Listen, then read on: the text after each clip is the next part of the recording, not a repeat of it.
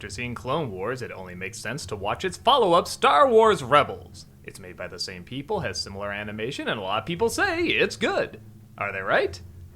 Yeah, let's put in that category, I guess. Okay, it probably goes without saying, for me, this show runs the gamut in between being goddamn unbearable and having some of the best stuff I've ever seen in Star Wars.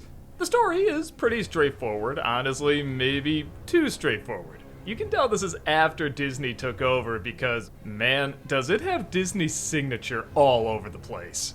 An Aladdin-looking street rat named Ezra, and yes, they do call him a street rat, is an orphan thief trying to find his place in the world. And seeing how he lives on a planet where the Empire has taken over, it's pretty difficult. However, he quickly makes friends with a kinda Jedi named Kaden, whose training wasn't complete because Order 66 happened, and he introduces Ezra to his team of, you guessed it, rebels. There's a Mandalorian named Sabine, their captain named Hera, their cynical muscle Zeb, and an annoying as shit trash can named Chopper. I hate this thing's voice. In fact, I'll be totally honest, I hated almost all of Season 1.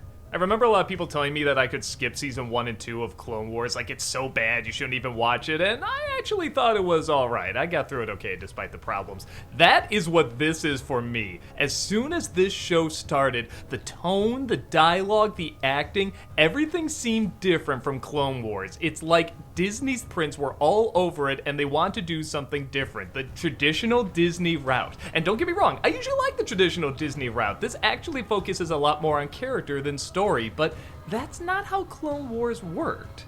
Clone Wars had a ton of story going on because it was in the middle of a war and the characters came out through the story. That doesn't always work, but when it does, it's very effectively done.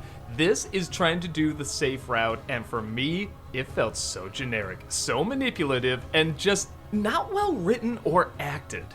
There's only two characters I liked in Season 1. One was Zeb, I think just because he was a character who didn't want to be there and I could sympathize with that. And the other was Hera, who is the only character who figured things out the same time the audience did. Everyone else was like 5 steps behind and it was so painfully obvious. Also, there's something cool about her escaping a ship, which is a lunch tray and some good timing. I thought that was pretty badass. Aside from that, I couldn't stand these archetypes, and that really is what they were. Ezra is just the whiny brat who needs to be humbled and shown the way. Sabine is a good character when they go into her backstory, but outside of that, she's just the generic fighter. I don't remember anything about her except she's an artist. And sure, I'll be that guy. I hate her art. They look like stickers you put on Mario Kart racers. It does nothing for me. But funny enough, the character I hate the most is Kaden, and I guess that's like a lot of people's favorites, and I'll just say, I don't follow it. He should be really interesting. He has to teach Ezra how to use the Force, even though he hasn't had his training completed. But first off, the training goes super smooth. In fact, most of it's off-screen. And second, I'm not a Jedi, and I know half the stuff he doesn't know. I mean, he's supposed to be raised as a kid with this stuff, right? And he doesn't know what do or do not means? Unless you're Elizabeth Holmes, everybody understands what this means. But on top of that, he's so generically stoic, he's forgettable. And every single time they do something that's supposed to make him more interesting, it just makes me more angry. For example, there's one season where he loses his sight, and that's not a spoiler, it's literally in the advertising. Go to Disney Plus, it's right there, you can see he's blind. He just gives up because he loses his sight. And come on, again, I'm an outsider and I know that the Jedi can see without vision and stuff. Come on. And even when he's finally introduced to it, he suddenly sees better than when he did have his eyesight. There's one scene where Hera's flying the ship and it's all foggy and he's like, don't worry, I'll guide us. And there is nothing throughout the rest of the show that indicates he's blind. Okay, I love blind characters. Toph, Daredevil, I love them because they work within their limitations, but they do have limitations. This guy sees so well, I don't know why all the Jedi just don't take lightsabers to their eyes. They'll see 10 times better. But he got a laughably dumb haircut at the end of one of the seasons. Okay, I'm really railing on this guy too much. I know a lot of folks like him, but I think everyone's gonna have a character they hate the most in this show. For many, it's Ezra. For me, it's him. I'm sorry. In fact, in my opinion, you can just skip season 1. I guess even people that really like the show don't like season 1, and if you watch the first episode, it doesn't win you over. The rest is the same. I say just skip it.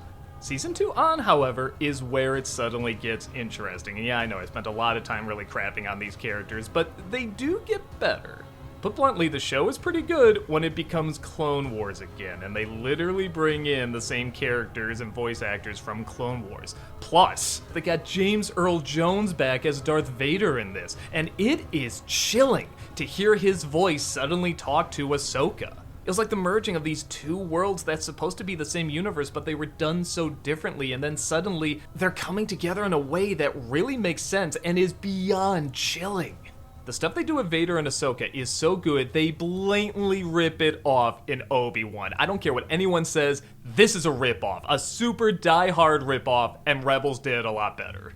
On top of Ahsoka and Vader, though, you also have a lot of the clones coming back. Darth Maul comes back. And everything with them is fantastic. It's like they get right back into the groove of doing all the great stuff that they did in Clone Wars. They're just instantly interesting. And slowly but surely that interesting does rub off on the rest of the characters. Like I said, Kaden never quite won me over, but he went from being dumb and annoying to tolerable, at least. It got to a point where, with the exception of maybe Chopper, I was on board enough to want to know enough what was gonna happen. It also seems like every season has something interesting that's introduced. In Season 1, it's the Inquisitors, and they get kind of cooler as it goes on. Season 3, it's this character called the Bendu. It's this guy who's not on the light side or dark side of the Force. He's perfectly in the middle, and he doesn't want to interact with anyone, yet he does. And the way he does is kind of interesting. He helps out Kaden, but then later, he's kind of throwing lightning bolts at everybody to go away, and it all kind of checked out. He was maybe the most interesting character in the series.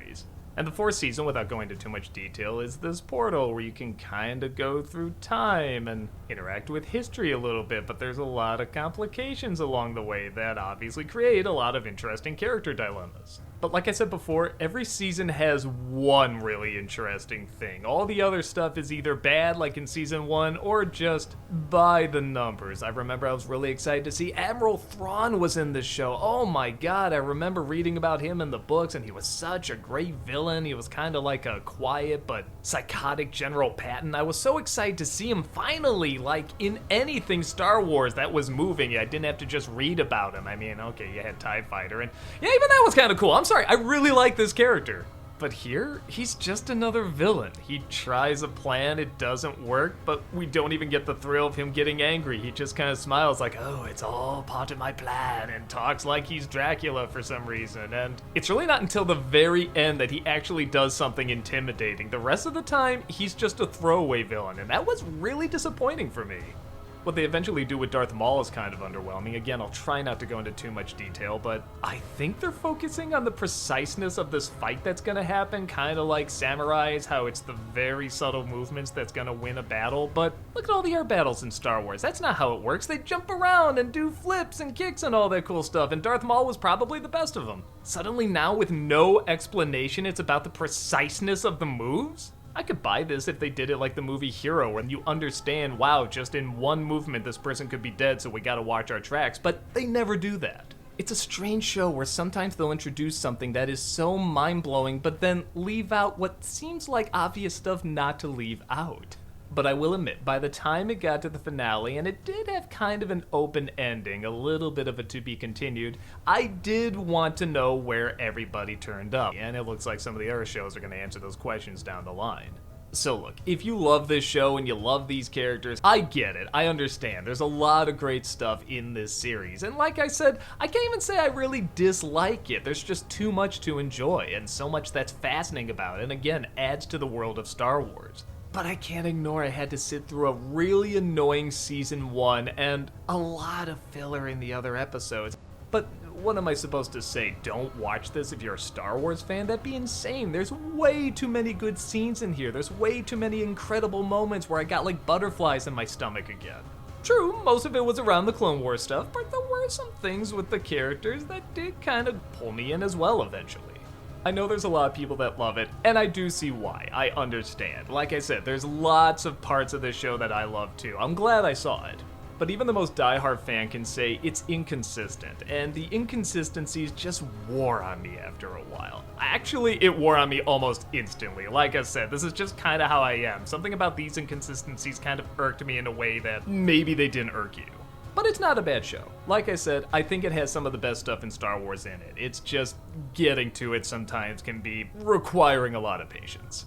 It may not be perfect, but like I said, if you're a Star Wars fan, it's definitely required viewing.